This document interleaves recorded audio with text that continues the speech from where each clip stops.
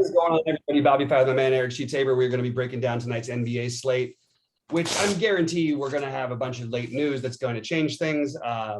Yesterday we had the entire Warriors sit out, and they still almost won that game. I was looking like I was going to do okay, and I just couldn't quite get the right mix of Warriors. I had the right things going, but I got the wrong mix. Didn't quite get the games I needed from Van Vliet and Siakam, even though they were solid. But that's where I was last night. Sheets, how about you? And then what do you think of tonight's slate?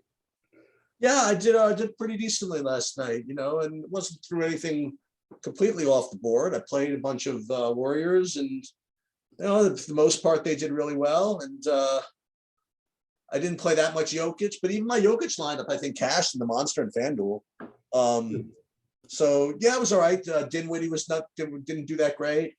I don't know. It's just I just kind of min cash kind of across the board, which was, I guess it's okay. And again, as I mentioned to the people in the Discord, I did not lose the $5. I suggest that at least two Warriors would be in the winning lineup. Yeah. I think there was like second place. I think they had 5 Warriors in the winning lineup. Yeah. So this is when they're priced like that, they're just gonna get there, and I tried to even like, okay, what happens in a blowout? Then how much you run Chioza maybe, like I was going for everybody because I think you needed to. I was like, you really need to have 3 of these guys at least. Like I couldn't find my way around it, but I didn't quite get the perfect mix. Really frustrating though. I keep on DraftKings. I had both my lineups in the big one just missed the cut line, and it's just frustrating when that happens. But anyway, we're on to another night. It's been rough, but if I can't win on 2022, man, it's going to be tough to win because this is my lucky numbers, and especially when it comes to 222. But is there a 222 tonight? It's February 2nd, 2022. No, but is there a $222 tournament? There's a $2,222 buy-in tournament. Oh man, we're doing that. I'm in that one. Oh, let's go. So let's get that one. It's a $200K for first one. So. Oh, so I'm going to put my FanDuel ones. We'll talk about that too. Okay, so let's talk about I've got both sites priorities and stuff, but it's already changing. So let's get into it. 2-2-2-2. Here we go. Okay. Yeah. Why don't we pull up your screen and we'll jump into it. Yeah, wait 1 second. I just hit virus protection by mistake. All right, no worries. Let me grab and shift my golf away, guys. For those of you who haven't watched, please do like and subscribe and all that stuff. I always forget to mention. But also check out the golf video we did with Kenny, which was, I think, a really good video, and we talked in depth about this week's Pebble Beach Pro-Am, so it should be fun to watch. So check it out on the site. Sheets, let's talk about it, and let's get into it game by game here. We can start off with, I guess the first one you have is Orlando and Indy. So yeah. Why don't you start us off? I'm curious to see what happened. By the way, did you check to see if our faces get shared on the? On the new computer, I haven't double checked yet because this is our first video recording. We'll check it out. I'll check it out afterwards. Yeah. Okay. So Indianapolis, Isaiah Jackson, even though he's priced up to 5,400, still projects as a very, very strong play. And then after that, you have some other value in Torrey Craig and Chris Duarte, but also Karis LeVert looks pretty strong at 8,200. So I think all these guys are kind of decent. On the Orlando side, I don't think I'm going to go back to Wendell Carter. Suggs just okay. Anthony just okay. Not too much on the Orlando side. I just like those Indiana guys a little bit. Yeah, I feel like everybody on Orlando looks fine. If I had to just play they're sort of like every other game kind of a thing, although he's had a few bad ones in a row, I kind of think Suggs is mildly interesting. Carter Cole Anthony had a pretty big night last night, as did Carter, obviously, who we really liked, which was definitely helpful. But Carter in this matchup is not bad. It's just a traveling road matchup. I get a little nervous about it, but I think all those guys are fine. I think Carter would be my favorite, I guess, Carter or Suggs, but it's pretty close between all those guys, and you could always get the weird Mo Bamba game. But the guys who on Indy who I do want to play more, I do want Isaiah Jackson. I don't really care about the price. I'm going to take that shot, especially if O'Shea Brissett's out. If O'Shea Brissett is in, I probably will not be playing Isaiah Jackson, at least in my main lineups. And I like LeVert a little better on FanDuel, but I think he's fine on DraftKings. And I think Duarte is going to have a really big game soon, and this seems like the perfect matchup for it. He hasn't shot the ball well. The usage has been sort of sporadic. I don't think LeVert being there is doing him any favors. Almost like he's better when Brogdon's just there. But at 5.1, I do like him in this matchup. So I will have Duarte as those are my priorities on DK. And just as a slate overview, because of the news that we're waiting on, and maybe we'll get it during the day, like we just got Hassan Whiteside out for Utah. The spread has already changed because Clarkson was now announced questionable. There's stuff in those later games, and LeBron is doubtful, obviously, but there's stuff in those later games that are going to make it easier to try. You should try to overlook. I mean, I'll probably try to play 4 or 5 players from the later games in most of my lineups. That's sort of just a general strategy thing, just because you're going to gain some sort of edge if somebody's in or out. And by the way, Jokic is still questionable too. So that's a pretty big one. So that definitely trying to go lighter on the earlier builds than most people. Sheets, who do you like, Washington, Philly? So I like Embiid on the Philly side. He's 12K, but still rates to be a good play. Hopefully maybe with the 12K price tag and keeps his ownership down as it usually does. So I guess he's okay. Nothing really else on Philly. So Washington, couple of things. Number one is that Dinwiddie, I want to say disappointed. He didn't score a lot of points. That's the thing. It was the worst game he's had this season by a huge amount without Bradley Beal in the lineup. And yet he had 30 fantasy. Because he did get he does assists, he does steals, whatever. So I would go right back to that. I don't think that's going to be too off the board. I think people are too sharp. It's going to be much lower than you think, man. It's not going to be like the 50-60% like yesterday. No. Yeah. But I still have him at over 20. So in any case, I like that. And then the thing we have to talk about is what's his name out at center for Washington. Whatever what's his name is, what we're doing is we're leaving Harrell and Daniel Gafford, all right, both at very, very not reduced, but very, very cheap prices in a matchup where you need to have somebody big on the court.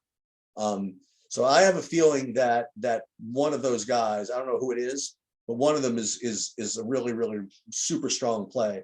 And while we figure out who that is, I just figured I would just throw this out there. It's not something you'd like to do, but I mean, if I told you that you were going to get a center at 7,500, for example, who is guaranteed to play 48 minutes, you'd probably want to play him if he is a good point per minute guy. I mean, but between Gafford and Harrell, they're going to play 48 minutes, and between the two of them, they're 7,500. Is it that bad to play both of them in a GPP? It seems like it's wrong. Oh yeah. On the other hand, to me, it'd be pretty terrible on this kind of. Okay. I mean, just because of all the other stuff in the first game of the night and all that stuff. Like if you would have had a placeholder, that's fine. But then you're asking, I mean, even if they both get there, 20 from each is not going to be enough for you to get there. For fantasy points, even though the price might make sense, you're wasting a spot. But I think one of them definitely makes sense. I don't think that there's any merit to playing both of them. Okay. But so Embiid, I think is fine. I would rather play Jokic personally, but I think this is a good matchup for him. There is some blowout risk worry with Washington on the back-to-back. I think Seth Curry would be the only other Philly guy you could get me interested in. He's not going to shoot 4 for 15 every night and get in foul trouble. So I will play. And then on the Washington side, playing that this game stays close, which does a little bit worry me on the second of a back-to-back going from Milwaukee to Philly is a tough one. You're going to have Kuzma, who's going to have to face a lot of Thibault, which is not going to be a lot of fun. They might even do some of that on Dinwiddie, which won't be a lot of fun for him either. That guy's he is a tough defender. And I don't usually look at all the individuals, but that's my excuse for why I wouldn't play Kuzma tonight. He's certainly trending in the right direction. I like him a lot here. That in the back-to-back I still have him as a good play. I just don't know.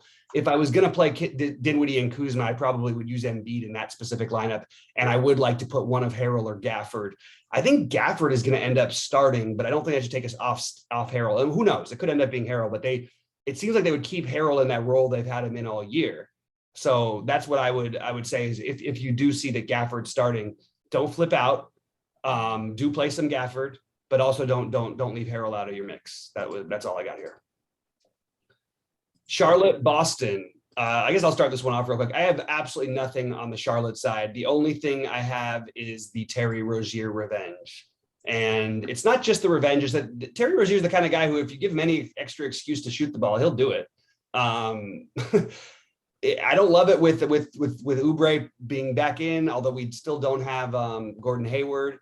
I think it's okay. I think the Rozier play is okay, but he's the only one I could consider. And then on Boston, I really like Jaylen Brown in this type of pace matchup, even at his price, and I like Marcus Smart. So that's what I've got here.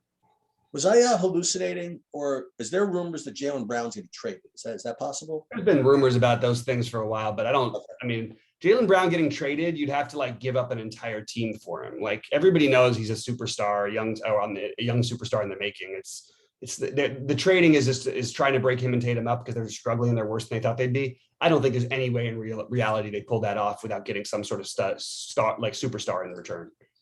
The only guy I like from Portland is I could be down for the Terry Rozier thing. Aside from that, there's LaMelo. He's fine, low ownership and all that stuff. But Rozier it would have been cool to try to play maybe Hayward going back to Boston, but again, he's not in there. And Boston, you already mentioned Marcus Smart, I guess. He's okay. And then Jaylen Brown, I mentioned Jaylen Brown and Tatum. These are all kind of like okay plays. Jaylen Brown, Tatum, LaMelo Ball. I have them all very similar. They're all going to be low owned. That helps. Yeah. But that's pretty much it.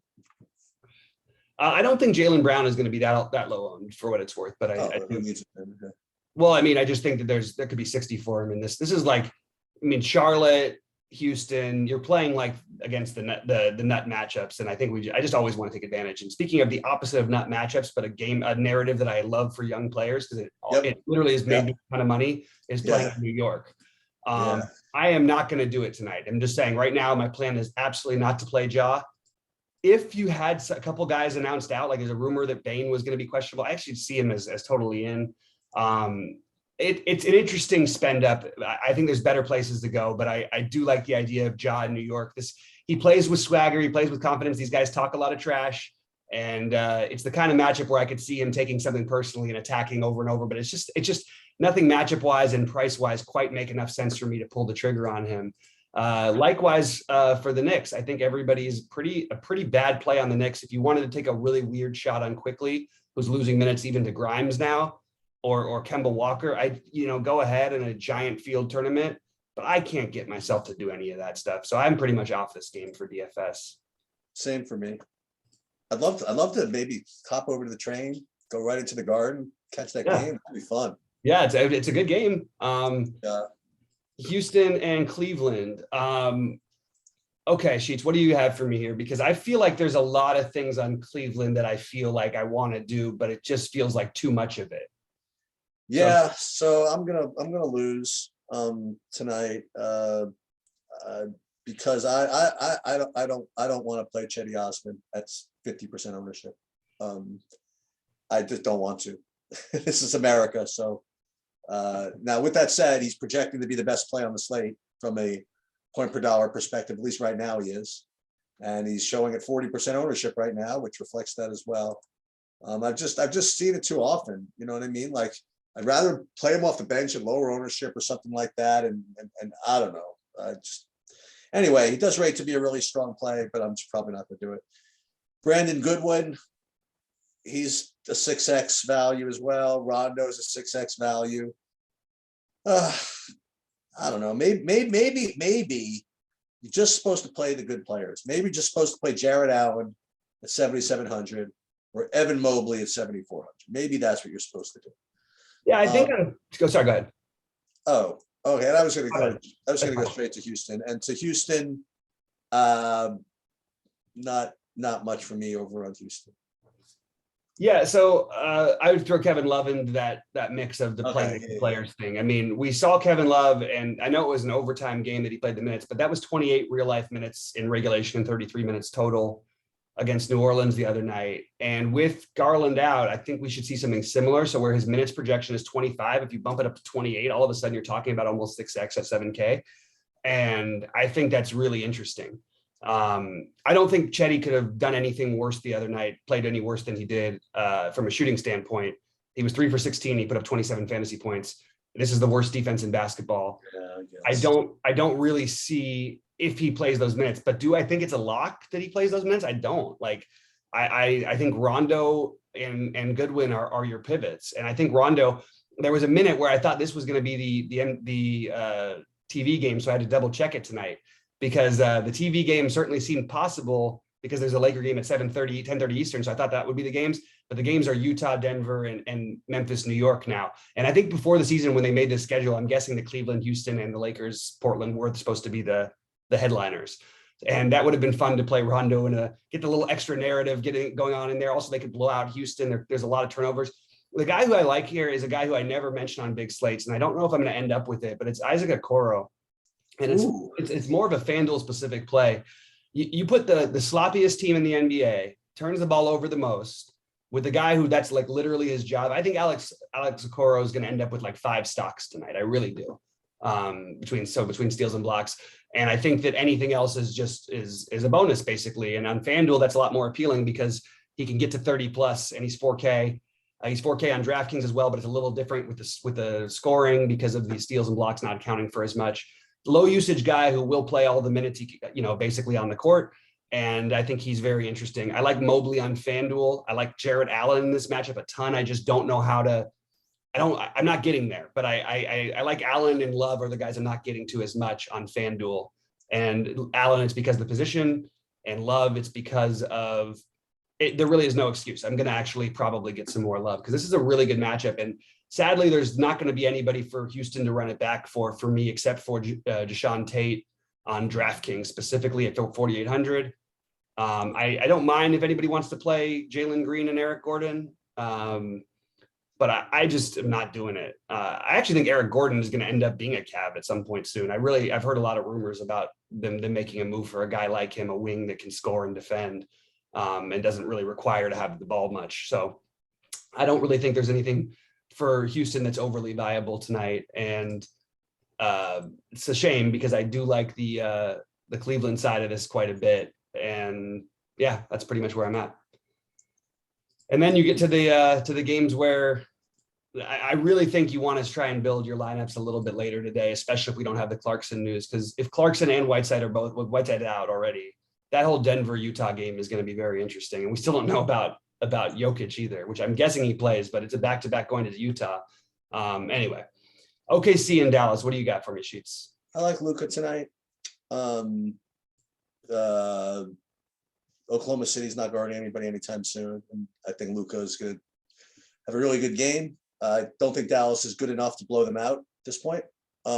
So I think that we're going to get, then again, there's Shea who's out. So it makes it a little more likely that they can blow him out. But I don't know. I think he's going to do, I think Luka is very, very viable today even at 11, whatever hell he is. 11-6, yeah. Yeah. And then you have these 3 bigs on Dallas with Powell, Kleber, and Chris. And all 3 of them played like 22 minutes in the last game. And Chris, obviously, you give Chris 22 minutes. I mean, he's going to do exactly what he did. I mean, he got like 30 fantasy points, something like that. He's probably going to get some ownership tonight. Probably worth noting that game was against Orlando, who plays 2 centers all the time. Well, that's what I was going to say. Yeah. Oh, sorry. And you're going to get a guy like Chris is probably going to get owned tonight as a result of that. And I'm suspicious that they're going to do the same thing in subsequent matchups, and I don't see the 2 bigs on Oklahoma City coming out on the court anytime soon. So just watch the ownership, watch all the shows. If you get the shows like just deciding they're all going to lock in Marquise Chris for some reason, he still has passed 8 minutes. You know what I mean? It's still possible. Mm-hmm. So I'm not too interested in that. But I do like Luka. Yeah, I would make sure not to play like Luka with Marquise Chris or something like that, because you're playing hoping for some extra blowout run for Chris. That's my take on that one. I don't think he's a part of their rotation and they're missing all their, they're missing obviously Hardaway and Kristaps, but it doesn't need to go to big against this OKC team. Dorian Finney-Smith should play a bunch of minutes if the game's close at 4,400. I think that's interesting enough. You could see a weird Josh Green game at 3K. And I think that's actually on the table. They're going to probably give this kid some more minutes, and he doesn't do a ton, but again, if it's him running the offense because they're up by 30 in the 4th, then it's a different story. And on FanDuel, I am going to not necessarily lock Gideon, but I'll be close. I did not, he got off to a terrible start the other night and didn't do much. And then next thing you know, he still has 36 fantasy points. I just think at 6K, he's a great play over there on DraftKings, definitely in play as opposed to, opposite Luka, but I don't think that it's something I'm going to do. I also think Lou Dort, again, also on FanDuel, not on DraftKings at 5,600 on FanDuel. It's just a little easier to get to, also plays to his skill set better. And I like Luka as well, but I don't know that, like, when we talk about all these guys, Luka, Embiid, Jokic, you kind of need one of them to get, who's going to be the outlier of all of them. And I'm currently leaning the Jokic because it makes the build make the most sense, because I can swap over to everything else in that 10 p.m. slate if I need to, if for some reason he's announced out, which hopefully we would know about earlier today, because that's going to change the entire slate, obviously, if Luka's out, if Jokic is out. All the other what ifs on Dallas, I just feel like are what ifs. And I think Jalen Brunson is your best, like, sneaky play in this matchup. So, but again, I'm going to try and focus on some of these later games here. Rashad Holmes for Sacramento is the only guy I really like over there. On Brooklyn, though, yeah, I mean, still kind of a fast matchup, I suppose, in Sacramento. I mean, I could play Harden. I could play Kyrie, I suppose. Not much else though. So for me, it's just Harden and Irving, and really nothing on Sacramento. Maybe Rashad Holmes. Yeah, I think we have to know about Darren Fox before we can answer any of that. They're doing the projection I'm looking at is absolutely treating it like he is. It's doing that weird question mark thing, and he hasn't played in 2 weeks. We've seen this situation, and it's always like a last minute thing. Let's just pretend he's out right now, and that makes Halliburton a good play on DraftKings and a really good play on FanDuel. It makes everybody else. You think he's playable 8,500? Oh yeah. Uh-huh. I mean, he could put up 70. Like, he has it in his game, and I'm not saying you have to play him or anything, but I mean, I think I also think that he'll be, if they knew early in the day, I think he'd be 30% owned at 8,500 or 2,500, 25% owned. I mean, he put up, 2 of his last 5 games, he put up 53 in one, 50-60 in another, and they've had a couple blowouts in there that have really hurt his production. So this is a game I expect him to stay close with Brooklyn on the back-to-back. So I want to see about Fox before I said anything. On Brooklyn, the only thing I would say is it's a great matchup, and I think you're going to get low ownership on everybody. And I would just wipe away, who cares if Harden was 6 for 19 and put up 46 fantasy points last night. I legitimately think Harden's going to score 60 fantasy points tonight. I think he's almost as good of a play as Luka, not quite. And I think he'll be owned a fraction of as much as Luka. And Kyrie is going to be a play that people are a little more interested in. I'm probably going to just pass on Kyrie. But just keep an eye out, because it is a back-to-back of a game that they played 37 minutes against Phoenix. It's interesting, Also, it was a homecoming game for Harden, and he didn't exactly have his best game. But yeah, this is a game you want to target, but I don't know how to target it without knowing about Fox. And I still feel like Brooklyn might do something. I'm not sure yet, but we'll see. Denver, Utah. What do you got? Yeah, so with Hassan Whiteside out, Utah's going to have to make a choice with what they want to do. They could either, just split minutes between Udoka Azubuike and Norvel Pell, or they could go with like some Eric Pascal type of thing. In any case, they're gonna see. I think about this when I used to coach, right? Whatever they do, they're not going to be able to do anything about Jokic. Honestly, like whatever way they go. If it were me, I would just tank the Jokic matchup and just go small. You know what I mean? I would just play Pascal or whatever, and just maybe play some minutes with. I don't even know if he's even available. I was going to say put Bojan at the 5 or Rudy Gay at the 5 or something like that, and just not play any of those guys. So I have a feeling that's actually what they're going to end up doing. I think we had a game like this like relatively recently when Gobert was out, when they played Jokic, and I think this is exactly what happened. They had Rudy Gay guarding him, and yes, what's his name? Jokic had a good game, a big game, but Rudy Gay had a decent game too, because look. What's his name? Jokic doesn't like to go chase those smaller guys out either. So I guess the point is that if these these centers like Pell and Ugobuki get like get like minutes projections of 20 minutes and people start recommending them, I'm not playing. I don't think I'm going to do it. I don't think that's the way to handle the situation. I also don't necessarily think I'll play Pascal. I think what I would do, maybe the Rudy Gay thing is the idea. You know, maybe Rudy Gay, Bojan, maybe they'll just grab all the rebounds between the two of them. And again, this is like brand new news. So like my projections aren't even like kind of like accounting for all this. But Clarkson, presumably he plays. I mean, he's going to be probably my favorite Utah guy in general. But maybe Bojan, for all the reasons I just mentioned, you know, he's also now going to get rebounds. So I would say Clarkson and Bojan would be kind of priorities here. And I don't know why I'm getting this Rudy Gay play, so I'm going to like him also. And Denver, I mean, if Jokic doesn't play, I don't even know what I'm going to do about this. But Jokic is playing. I mean, all right, so he's going to get as many fantasy points as he can, as they can handle, right? So he'll probably get between 65 and 75 fantasy points. Presuming the game stays close. I don't even know what the spread was going to be or whatever. And he's going to rate to be a good play. I mean, can you make the lineup work? Probably. So I definitely like it. I don't like anything else from Denver, I don't think. It's pretty much it. I think getting the Utah thing right is going to be important. Yeah, I mean, Denver got completely waxed last night by Minnesota on the road, and they have to travel to Utah, which is a tough one. But again, if you're missing, if Clarkson does in fact miss, this is not, I don't consider this the same Utah thing. I mean, they're missing everybody. And I disagree. I don't think that they would be dumb enough to go small against Jokic. I know they'll definitely do it in spurts, but I think that so the one thing we know, the number one rated offense in basketball is Jokic facing a double team. He's literally, the efficiency is out of control. So why would they put themselves in that position? Because I'm telling you, they did it before in Denver. Work. They won in Denver. Right.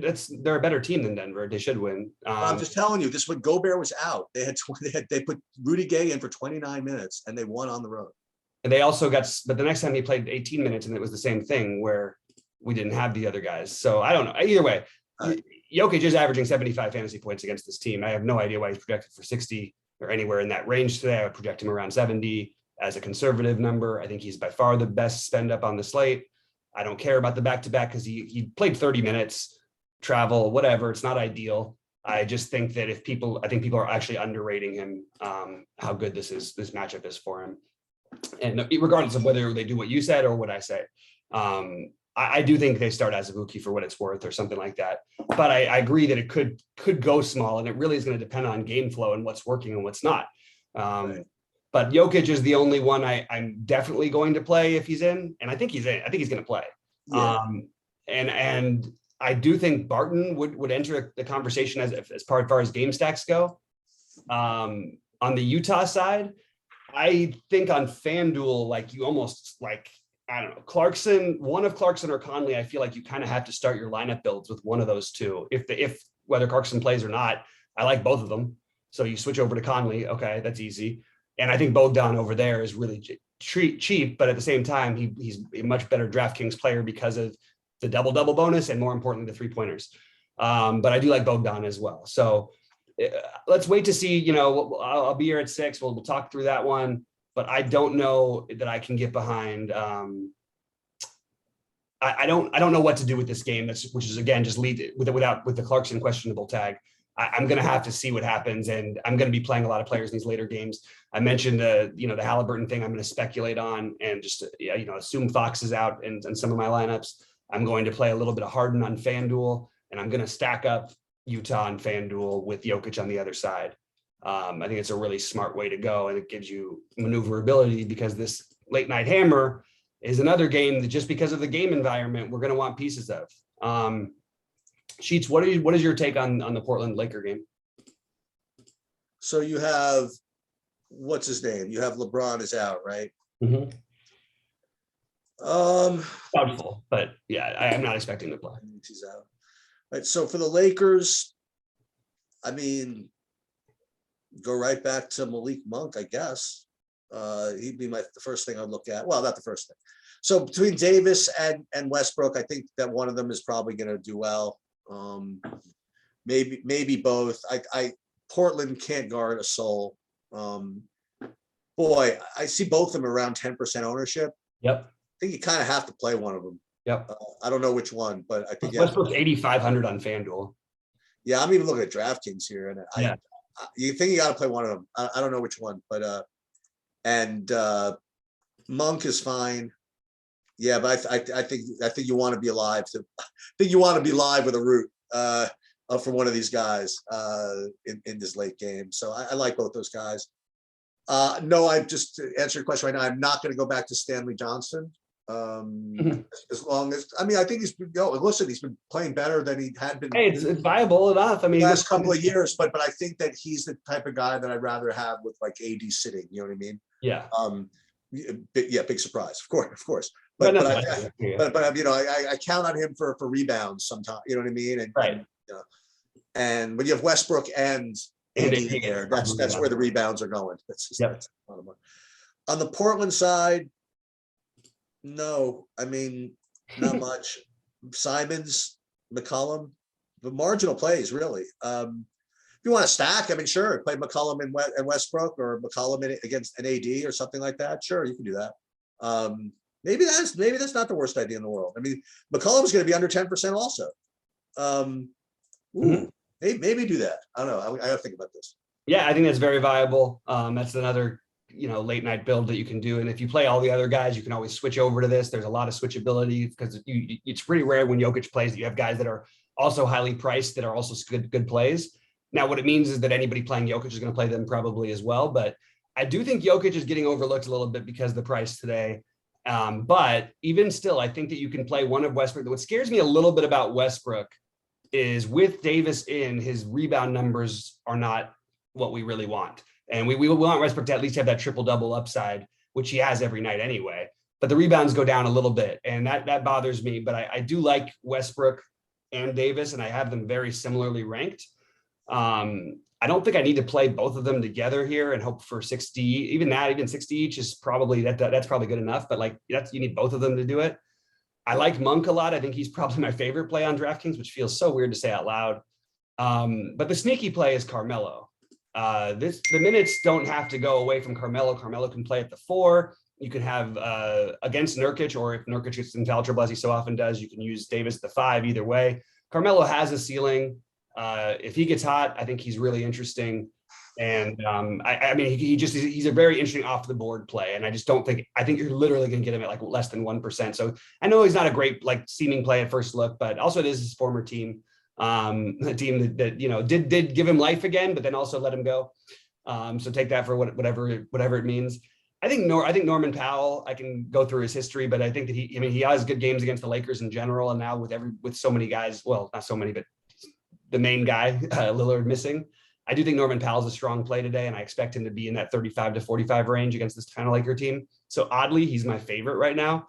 And I think one of Simons or McCollum or Nurkic has a game, and trying to pick which one, I would lean McCollum above the other two, and they're obviously slightly different prices and positions, but I really do want to try to get overexposure to this late game.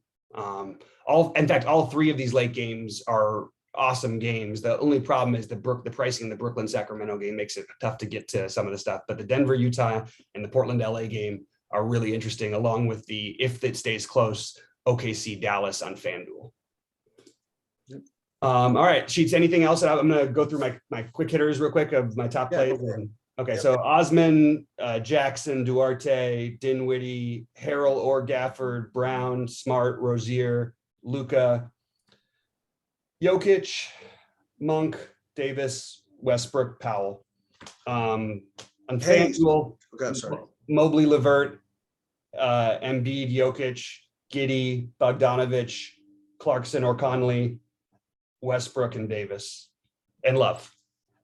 Sorry, Sheets, go ahead.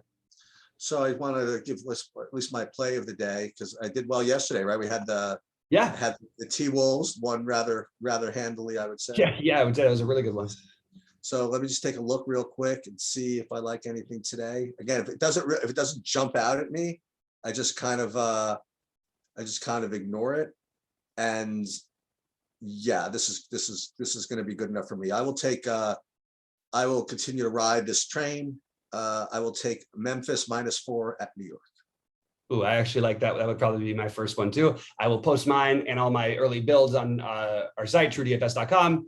Check out the golf video. Don't forget to like and subscribe. Guys, we appreciate you. Thank you for being here. And good luck today. We'll see you at 6.